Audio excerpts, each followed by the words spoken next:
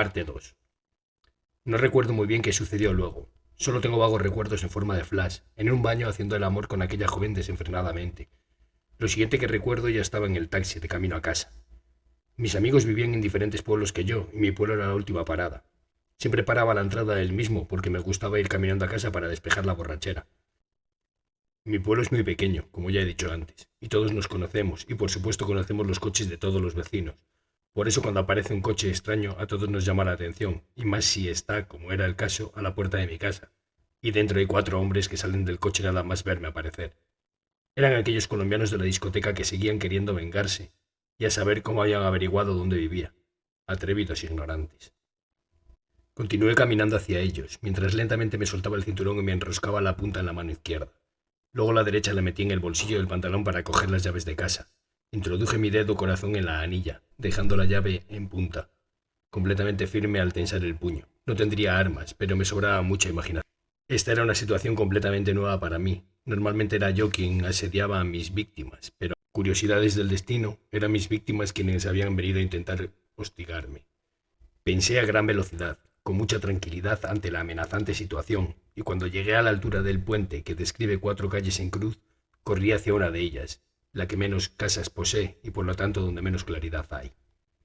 Ellos creían que intentaba huir, pero nada más alejado de la realidad. Intentaba llevarlos a mi terreno, adentrarlos en la oscuridad donde podría tener más opciones. Además, por esa calle está la parte de atrás de mi casa, donde están las cuadras con el ganado. Vamos, que estaba minuciosamente preparado, a pesar de lo rápido que había tenido que idear el plan y de la peligrosa cantidad de alcohol que esa noche había ingerido. Esa noche había luna nueva, lo que hacía que el cielo estuviera completamente negro y tiñera de su negrura al ambiente tras el muro del huerto donde esperaba impaciente la llegada de mis víctimas. En el mismo momento en que se adentraron en la oscuridad del camino, yo, de un salto, me coloqué justo delante de ellos con la llave bien sujeta entre mis dedos, y le lancé un puñetazo en la cara al que me quedaba más cerca. Acerté con mucha precisión ese primer golpe, incrustándole la llave en el ojo a aquel chico que entre gritos y sollozos se derrumbaba en un charco de sangre. Desgarré del todo la cavidad ocular con los dientes de la llave al extraerla de un tirón. Entonces me percaté de que uno de ellos llevaba una de esas navajas de mariposa en la mano, y yo, a modo de látigo, le fustigué en la cara con la hebilla de mi cinturón abriéndole una brecha en un pómulo, y aproveché el momento de desconcierto para abalanzarme sobre él y arrebatarle la navaja.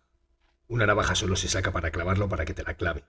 Le susurré al oído antes de clavársela en el cuello, introduciéndola por la caja torácica hasta alcanzar el corazón. Intentó decir algo, pero una bocanada de sangre silenciaron sus palabras. Con la misma navaja le rebané el cuello al que tenía a su lado, que intentó revolverse, pero todo sucedió tan deprisa que apenas se había dado cuenta. El 4 hombre había retrocedido unos pasos intentando separarse de mí, ganando un poco de tiempo para poder sacar su arma, pero no le di tanto espacio. En cuestión de décimas de segundo me precipité sobre él, rodeándole el cuello con el cinturón, mientras me giraba en torno a él, dejando mi espalda pegada a su espalda y el cinturón lo suficientemente tensado como para impedir que el oxígeno circulara por su tráquea accediendo a los pulmones.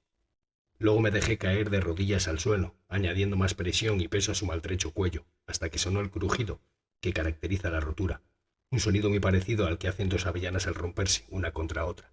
Entonces ese chico también se desplomó inerte. Ya solo quedaba con vida el primero de los que sufrieron mi ataque, el tuerto, y seguía de rodillas entre gritos y lamentos tapándose el ojo con una mano intentando cortar la hemorragia, pero no dejaba de sangrar. Entonces fue cuando me percaté de que aquel chico, al que más le había tocado sufrir, era el hermano del exnovio de Esperanza.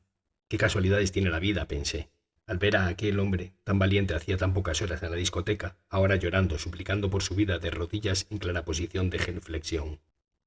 Decidí terminar con su sufrimiento, pero aumentando.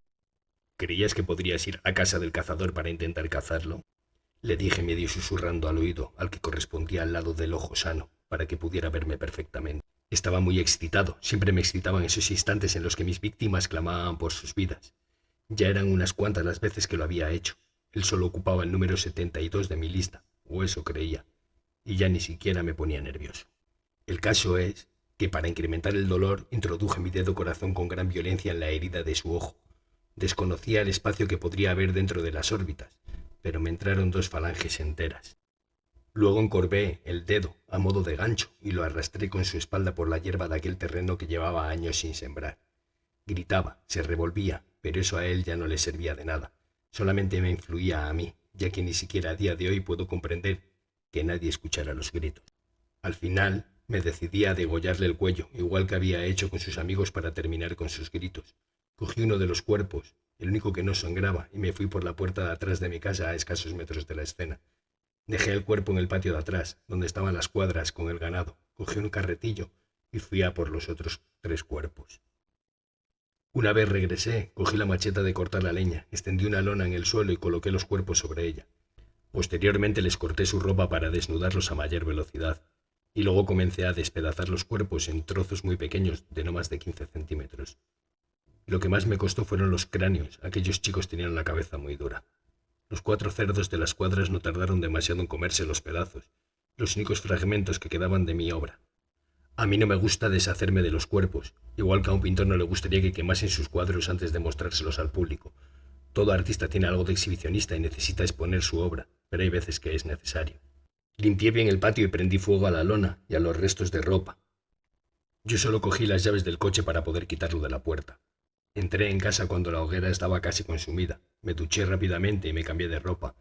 Lo hice todo muy sigilosamente, intentando no despertar a mis abuelos, y luego regresé a las cuadras para asegurarme de que la ropa había desaparecido y los gochos habían hecho su trabajo. Luego salí de casa y me subí en aquel coche, no sin antes ponerme unos guantes para no dejar huellas, y me lo llevé lejos. ¿Te acuerdas del monte donde cometí mi primer homicidio? Pues allí abandoné el coche y regresé caminando, unos 12 kilómetros a pie. Tardé en llegar a casa como 1 hora y media más o menos.